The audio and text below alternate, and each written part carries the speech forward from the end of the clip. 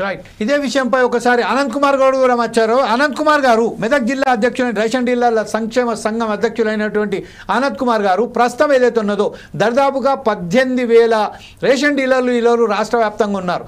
అలాగే ఈరోజు మనం చూస్తే 92 లక్షల గడపలకు సంబంధించిన ఈరోజు వైట్ రేషన్ కార్డ్స్ ఉన్నాయి. వారికి సంబంధించిన సరఫరా చేసే బాధ్యతలు కూడా మీద ఉన్నాయి. కాకపోతే ఏంటంటే అనేక సమస్యలు, అందులో హమాలీల సమస్యలు కానీ, కమిషన్ల సమస్యలు కానీ, అలాగే ఈరోజు హానరీ వేతనం కానీ, ఇప్పుడు మనం వైకుంఠం గారు చెప్పినట్టుగా ప్రతి విషయంలోనూ ఈరోజు సివిల్ సప్లైస్ అధికారులు ఏదైతే మీకు వేతన దానికి ఎంత అరాచకాలు వాళ్ళ మీద మీద ఒత్తిడి పెడుతున్నారో ప్రతి ఒక్కరికి తెలిసిన విషయమే. ఈ విషయంపై మీరు ఎలా విశ్లేషిస్తారండి అనంత్ కుమార్ గారు?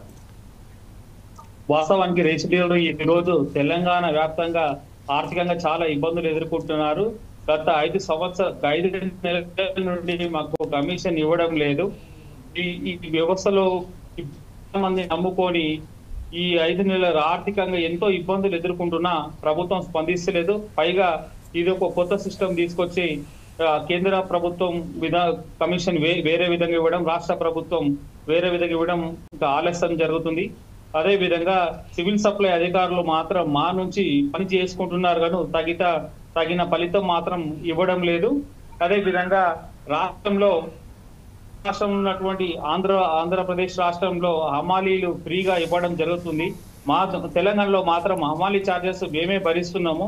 అది ఫుట్పాత్ యాక్ట్ ప్రకారం వాళ్ళకు డోర్ స్టెప్స్ వరకు ఆంధ్రప్రదేశ్ ప్రభుత్వం ఫ్రీగా ఇవ్వడం జరుగుతుంది. అదే విధంగా రాష్ట్ర ప్రభుత్వం తెలంగాణలో అమలు చేయాలని చెప్పేసి మేము డిమాండ్ చేస్తున్నాం.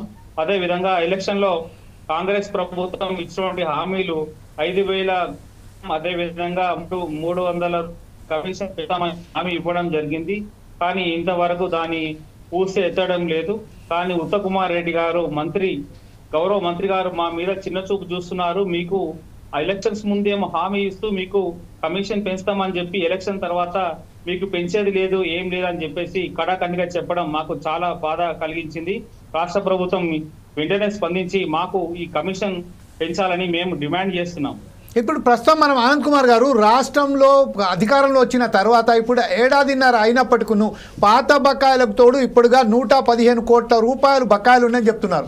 అంటే ఈ విషయంపై మీరు వినతి పత్రాలు ఇచ్చినప్పటికీ ప్రభుత్వం ఏమంటుంది? ఎందుకు ఈ ప్రభుత్వం ఈ బకాయిలు ఎందుకు చెల్లించకపోతుంది?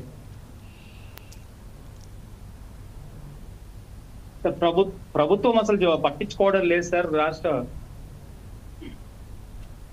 చెప్పండి ఎందుకు? మీరు రాష్ట్ర వ్యాప్తంగా ఉన్న ఇప్పుడు దాదాపుగా మీరు ఉన్నారు 15,000 మంది చౌకదారులు దుకాణాలు ఉన్నాయి రాష్ట్ర వ్యాప్తంగా, తెలంగాణ రాష్ట్ర వ్యాప్తంగా. అయితే మీరు సంఘటితంగా ఒకసారి మీరు ఎప్పుడైతే వినతి పత్రాలు ఇచ్చారో ఈ విషయంపై ప్రభుత్వం ఎందుకు స్పందించలేదు ఇంతవరకు? రాష్ట్ర ప్రభుత్వం స్పందించకపోవడం గిట మాది గిట కొంచెం అసమర్థత ఉంది సార్. మేము గిట ఐక్యంగా ఉండి ఉద్యమాలు చేయాలని అనుకున్నాము. కానీ ప్రభుత్వం స్పందిస్తుంది కదా అని వెయిట్ చేస్తున్నాం. కానీ నెక్స్ట్ భవిష్యత్తులో ఈ డిసెంబర్, నవంబర్ లోపల మేము గిట అందరం ఐక్యంగా ఉండి పోరాటం చేయడానికి సిద్ధం అవుతున్నాం సార్. ఇదే విషయంపై ఒకసారి ఆందోళనలు చేయడానికి సిద్ధంగా